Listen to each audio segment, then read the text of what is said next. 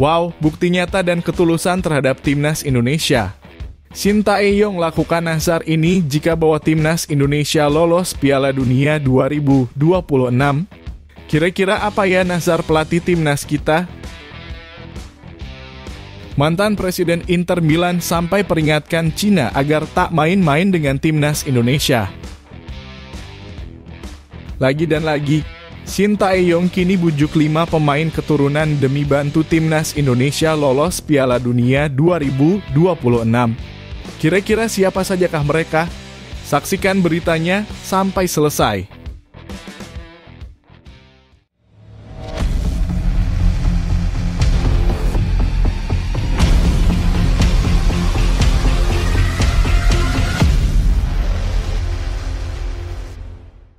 Mohon subscribe channel Timnasku Indonesia agar tidak ketinggalan informasi Timnas Indonesia.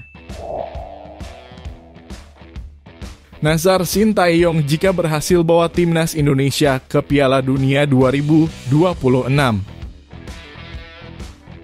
Pelatih timnas Indonesia Shin Tae-yong mengungkapkan nazar atau janjinya jika berhasil membawa timnas Indonesia lolos ke Piala Dunia 2026. Pernyataan ini mencuat di tengah performa gemilang skuad Garuda dalam babak kualifikasi Piala Dunia 2026 zona Asia, di mana mereka berhasil meraih hasil imbang melawan 2 tim kuat, Arab Saudi dan Australia. Berkat 2 poin penting yang didapat timnas Indonesia kini berada di posisi 4 klasemen grup C, hanya terpaut 2 poin dari Arab Saudi yang menghuni posisi kedua. Dengan kepercayaan diri yang meningkat, Shin Tae-yong dan anak asuhnya optimistis mampu finish di posisi 2 besar dan mendapatkan tiket langsung ke Piala Dunia 2026. Meski persaingan masih ketat, peluang tersebut masih terbuka lebar, mengingat timnas Indonesia masih akan menghadapi laga-laga penting pada Oktober mendatang. Dalam sebuah wawancara dengan media Korea Selatan, ISPLUS, Shin Tae-yong mengungkapkan nazar besarnya jika berhasil mengantarkan Indonesia ke turnamen sepak bola paling bergengsi di dunia.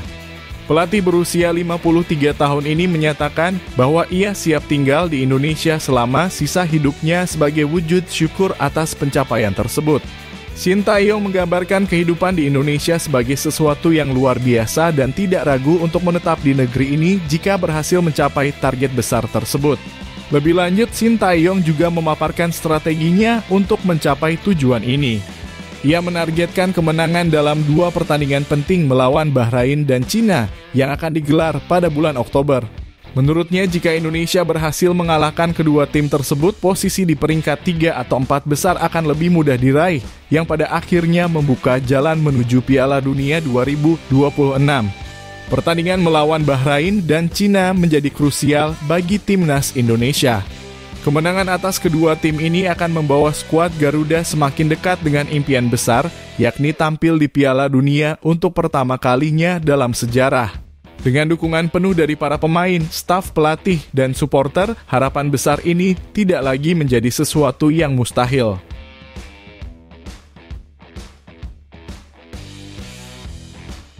Kontroversi kritik Hifni Hasan kepada Shin Tae-yong. Hifni Hasan, seorang anggota Komite Eksekutif Komite Olimpiade Indonesia (NOC Indonesia), baru-baru ini menjadi pusat kontroversi terkait komentarnya tentang program naturalisasi pemain di Timnas Indonesia. Dalam acara Jebret Media Award 2024, Hifni secara terang-terangan mengkritik pelatih Timnas Indonesia, Shin Tae-yong, terkait penggunaan terlalu banyak pemain naturalisasi di skuad Garuda. Pernyataan tersebut memicu perdebatan dan reaksi keras dari berbagai pihak, termasuk NOC Indonesia yang segera mengeluarkan pernyataan resmi bahwa apa yang dikatakan Hifni adalah opini pribadi dan tidak mewakili pandangan organisasi. Komentar Hifni Hasan yang mempersoalkan program naturalisasi sebenarnya bertentangan dengan fakta bahwa naturalisasi sudah diatur dengan jelas dalam Undang-Undang Indonesia dan diterapkan sesuai ketentuan hukum. Program naturalisasi pemain dilakukan sebagai upaya memperkuat timnas Indonesia, mengingat pemain naturalisasi dipilih berdasarkan kontribusi dan potensi mereka untuk membawa prestasi lebih tinggi bagi negara. Kritik Hifni yang disampaikan secara terbuka di hadapan publik, terlebih dalam kapasitasnya yang mewakili Ketua Umum NOC Indonesia, dianggap tidak tepat, bahkan menimbulkan kegaduhan yang seharusnya tidak perlu terjadi. Dalam konteks ini penting untuk memahami bahwa naturalisasi bukanlah sekadar keputusan personal pelatih atau PSSI, melainkan sudah melalui proses panjang yang melibatkan berbagai pihak terkait, termasuk pemerintah dan lembaga hukum.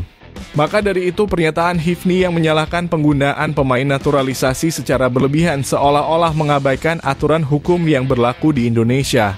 Langkah PSSI dalam menjalankan program naturalisasi adalah sah dan bertujuan untuk memperkuat kualitas sepak bola Indonesia di kancah internasional.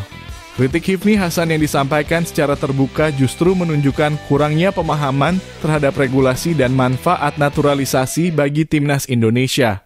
Apakah menurut Anda Hifni Hasan layak menyampaikan kritik tersebut di hadapan publik atau seharusnya ia mempertimbangkan kembali posisinya sebelum berbicara?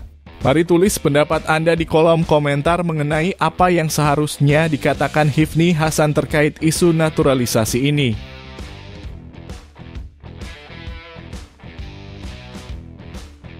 Mantan Presiden Inter Milan sampai peringatkan Cina agar tak main-main dengan timnas Indonesia.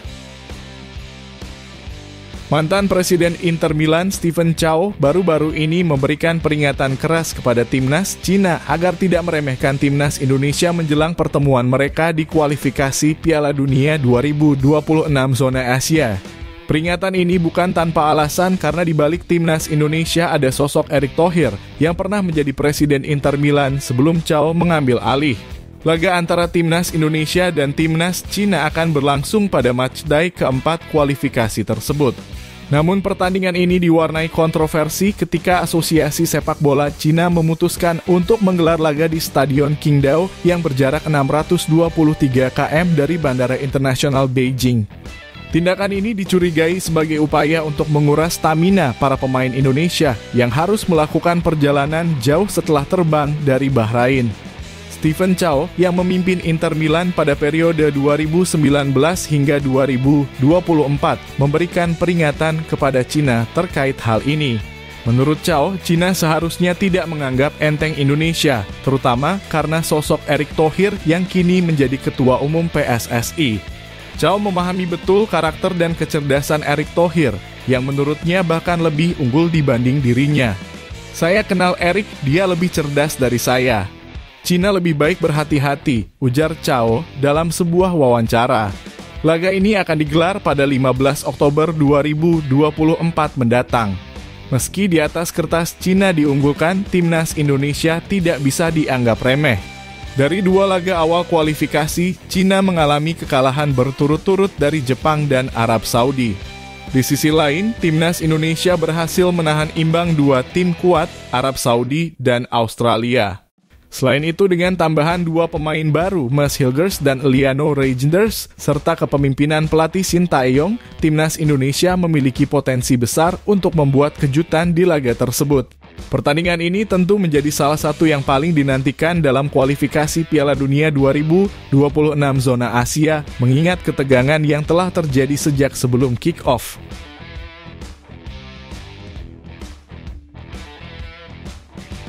Pemain Vietnam yang diyakini bakal samai level timnas Indonesia. Vietnam kini memiliki alasan untuk optimis dalam persaingan sepak bola di Asia Tenggara, terutama dalam menghadapi timnas Indonesia. Hal ini tidak lepas dari kehadiran Rafaelson, striker asal Brasil yang telah dinaturalisasi dan resmi menjadi warga negara Vietnam pada 20 September lalu dengan nama lokal Nguyen Xuan San. Rafaelson yang kini berusia 27 tahun diprediksi akan menjadi sosok kunci dalam memperkuat timnas Vietnam jika dipanggil oleh pelatih Kim Sang-sik pada pertandingan bulan Oktober mendatang. Pakar sepak bola Vietnam Quang Huy meyakini bahwa kehadiran Rafaelson akan membawa dampak besar dalam meningkatkan kualitas permainan Vietnam yang saat ini dianggap mengalami stagnasi. Rafaelson bukanlah sosok asing di dunia sepak bola Vietnam. Selama 5 tahun terakhir, ia telah bermain di kompetisi utama Vietnam V-League 1 dan mencatatkan prestasi yang luar biasa. Bermain untuk klub Nam Dinh, ia berhasil mencetak 71 gol di liga domestik dan menjadi top scorer musim 2023-2024 dengan 31 gol yang lebih dari separuh total gol timnya. Dengan tinggi badan 185 cm, Rafaelson dianggap sebagai penyerang yang sangat potensial untuk memberikan tambahan kekuatan bagi timnas Vietnam. Menurut Quang Huy, kebijakan naturalisasi pemain seperti Rafaelson adalah langkah penting yang harus diambil Vietnam untuk bersaing dengan negara-negara lain di Asia Tenggara. Ia mencontohkan keberhasilan Indonesia dalam program naturalisasi yang mendatangkan pemain-pemain asal Belanda untuk memperkuat timnas Garuda. Kebijakan ini menurutnya memerlukan waktu dan perencanaan matang, dan Vietnam harus belajar dari keberhasilan Indonesia agar dapat menyamai level mereka. Selain itu, Quang Huy juga menekankan pentingnya terus mencari pemain keturunan Vietnam yang berkualitas di luar negeri, serta membangun fondasi yang kuat melalui pembinaan pemain muda. Rafaelson dinilai sebagai contoh sukses dari kebijakan naturalisasi, dan kehadirannya di timnas Vietnam diharapkan dapat menjadi motor penggerak yang membawa tim kembali berjaya di kancah internasional. Dengan strategi yang tepat dan pemain-pemain berkualitas seperti Rafaelson, Vietnam memiliki potensi besar untuk menyamai level timnas Indonesia dan tim-tim kuat lainnya di Asia Tenggara.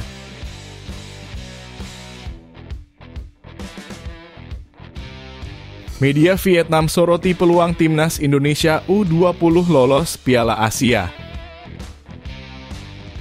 Media Vietnam memberikan perhatian khusus terhadap kiprah gemilang timnas Indonesia U20 dalam kualifikasi Piala Asia U20 2025. Tim asuhan Indra Syafri berhasil mencatatkan 2 kemenangan berturut-turut yang membuat mereka kini berada di puncak klasemen grup F. Keberhasilan ini membuka peluang besar bagi Indonesia untuk lolos ke putaran final Piala Asia U20 yang akan digelar di Cina tahun depan. Kemenangan terbaru Indonesia diraih saat mengalahkan Timor Leste dengan skor 3-1 di Stadion Madia, Jakarta pada Jumat 27 September 2024. Kemenangan ini menambah catatan positif setelah sebelumnya Indonesia membantai Maladewa 4-0 di laga perdana. Media Vietnam Soha menyoroti performa Indonesia yang dinilai cukup dominan dalam pertandingan melawan Timor Leste.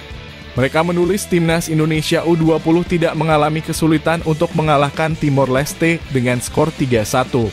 Dengan raihan 6 poin dari 2 kemenangan, Indonesia kini memimpin klasemen grup F, unggul selisih 1 gol dari Yaman yang berada di posisi kedua. Posisi ini memberi Indonesia keuntungan besar dalam perebutan tiket menuju putaran final. Menurut laporan Soha, Indonesia hanya membutuhkan hasil imbang saat berhadapan dengan Yaman pada laga terakhir untuk memastikan 1 tiket ke putaran final di Cina. Namun pelatih Indra Syafri menegaskan bahwa timnya tetap menargetkan kemenangan demi meningkatkan rasa percaya diri para pemain sebelum melangkah ke babak berikutnya. Pertandingan terakhir antara Indonesia dan Yaman akan menjadi penentu siapa yang akan keluar sebagai juara grup F. Duel ini dijadwalkan berlangsung pada Minggu 29 September 2024 di Stadion Madia, Senayan, Jakarta. Jens Raven dan rekan-rekannya diprediksi akan tampil maksimal meskipun hasil imbang saja sudah cukup untuk membawa mereka lolos. Namun mengingat pentingnya menjaga momentum kemenangan, Indra Syafri dipastikan akan menginstruksikan timnya untuk tetap bermain menyerang dan mendominasi pertandingan. Dengan performa yang konsisten, timnas Indonesia U20 menunjukkan potensi besar untuk bersaing di tingkat Asia. Dan harapan besar pun disematkan kepada mereka untuk bisa membawa pulang prestasi dari ajang Piala Asia U20 2025.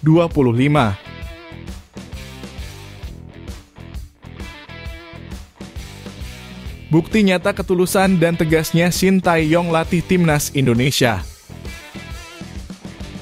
Sejak kedatangan Shin Tae-yong sebagai pelatih kepala timnas Indonesia pada 2019, tim Garuda telah mengalami transformasi signifikan baik dari segi permainan maupun pengembangan pemain.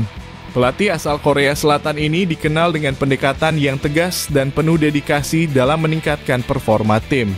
Dengan ketegasan dan komitmennya, Shin Tae-yong berhasil membawa timnas Indonesia menuju prestasi yang lebih baik di kancah sepak bola Asia. Di bawah kepemimpinannya, timnas Indonesia mencapai babak 16 besar Piala Asia untuk pertama kalinya, sebuah pencapaian yang sebelumnya sulit diraih. Tak hanya itu, Shin Tae-yong juga berhasil membawa Indonesia menjadi satu-satunya wakil dari ASEAN yang lolos ke putaran ketiga kualifikasi Piala Dunia 2026 zona Asia. Pencapaian ini tidak hanya menandakan kebangkitan timnas Indonesia, tetapi juga mencerminkan visi jangka panjang Sintayong untuk membangun fondasi sepak bola yang kuat di Indonesia. Salah satu kunci kesuksesan Sintayong adalah keberaniannya untuk memberikan kesempatan kepada pemain muda. Nama-nama seperti Asnawi Mangkualam, Pratama Arhan, Marcelino Ferdinand, dan Hoki Caraka adalah beberapa pemain muda yang mendapatkan debut di timnas Indonesia di bawah arahan STY. Dia juga sukses mengombinasikan pemain lokal dan pemain naturalisasi, menciptakan tim yang lebih dinamis dan kompetitif. Meski terkenal memberi kesempatan kepada pemain muda, Sintayong juga dikenal sebagai pelatih yang tegas terhadap kedisiplinan. Dia tidak segan-segan menindak pemain yang melanggar aturan tim. Beberapa pemain seperti Osvaldo Hai, Rifat Marasabesi, dan Ramai Rumakiek pernah merasakan ketegasan STY. Osvaldo Hai dikeluarkan dari skuad karena mangkir tanpa kabar dari panggilan tim, sedangkan Rifat Marasabesi harus rela dicoret karena terlambat datang ke tempat latihan. Sementara itu Ramai Rumakiek kehilangan tempatnya di tim karena tidak merespons panggilan pemusatan latihan dengan alasan cedera yang tak jelas. Ketegasan Sintayong ini adalah bagian dari upayanya untuk membangun mental dan disiplin yang kuat di dalam tim. Dengan cara ini dia berhasil menciptakan lingkungan yang kompetitif sekaligus profesional di timnas Indonesia. Sintayong tidak hanya fokus pada taktik dan strategi, tetapi juga pada pembentukan karakter pemain yang siap bersaing di level tertinggi.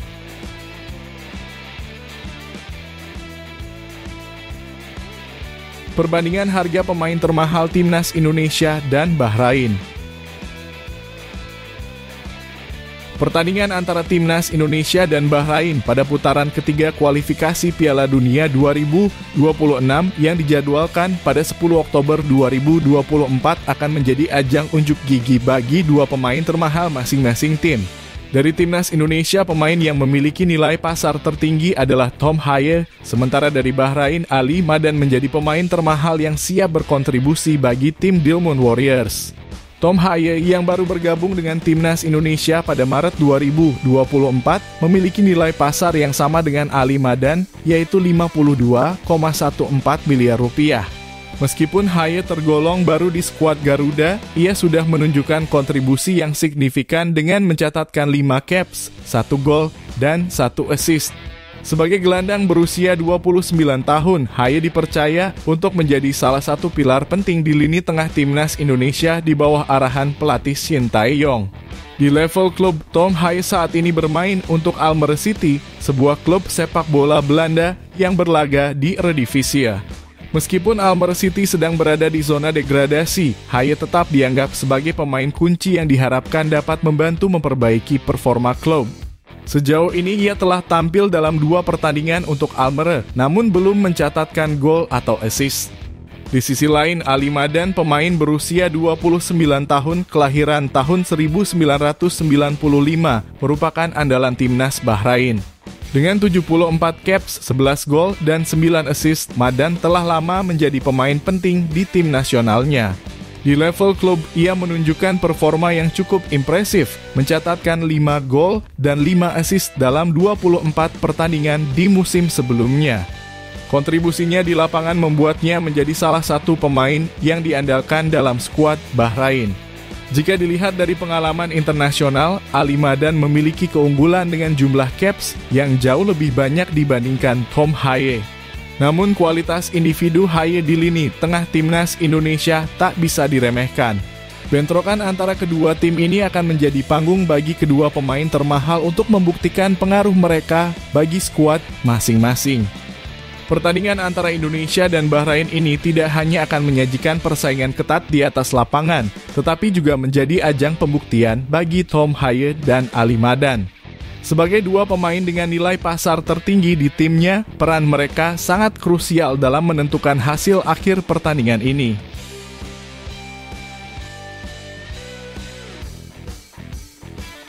Sintayong bujuk 5 pemain keturunan demi bantu timnas Indonesia lolos Piala Dunia 2026. Pelatih timnas Indonesia, Sintayong, terus mengupayakan berbagai strategi untuk meningkatkan peluang Indonesia lolos ke Piala Dunia 2026. Salah satu langkah yang sedang dikejar oleh pelatih asal Korea Selatan ini adalah mendatangkan 5 pemain keturunan tambahan untuk memperkuat skuad Garuda. Kehadiran pemain-pemain keturunan berkualitas dianggap mampu membantu timnas Indonesia bersaing di level internasional. Shin Tae-yong menyadari bahwa kualitas para pemain keturunan dapat memberikan dampak signifikan terhadap performa tim. Dalam pernyataannya kepada media, Shin Tae-yong menekankan bahwa dengan bantuan pemain keturunan, timnas Indonesia bisa lebih kompetitif dan sulit dikalahkan oleh tim-tim besar dunia. Terbukti pada 2 laga awal grup C kualifikasi Piala Dunia 2026, timnas Indonesia berhasil menahan imbang 2 tim besar yang menjadi langganan Piala Dunia, yaitu Arab Saudi dan Australia. Untuk memperkuat skuad, Shin Tae-yong telah mengincar 5 pemain keturunan yang memiliki potensi besar. Salah satunya adalah Mauro Zijlstra, pemain muda FC Volendam U21 yang telah mengonfirmasi bahwa ia telah mengirimkan berkas naturalisasinya ke PSSI. Selain itu, Ole Romani yang kini bermain untuk FC Utrecht dan Kevin Dix, pemain dari FC Copenhagen, juga sedang didekati oleh PSSI untuk bergabung dengan timnas Indonesia. Tak hanya itu, media Belanda Voetbal Primeur melaporkan bahwa Jairo Riedewald juga sudah menjalani proses naturalisasi menjadi warga negara Indonesia. Riedewald yang memiliki pengalaman bermain di kompetisi Eropa diharapkan dapat memperkuat lini pertahanan timnas Indonesia. Namun nama yang paling menarik perhatian adalah Pascal Struij, pemain Leeds United, yang disebut-sebut tersedia untuk memperkuat timnas Indonesia. Jika 5 pemain keturunan ini bergabung, peluang timnas Indonesia untuk lolos ke Piala Dunia 2026 akan semakin terbuka lebar. Dengan kombinasi bakat lokal dan pemain naturalisasi, timnas Indonesia bisa menjadi salah satu tim yang diperhitungkan di Asia, bahkan di dunia. Apabila berhasil menempati posisi 2 besar di grup C, maka impian Indonesia tampil di Piala Dunia bukan lagi sekadar angan-angan.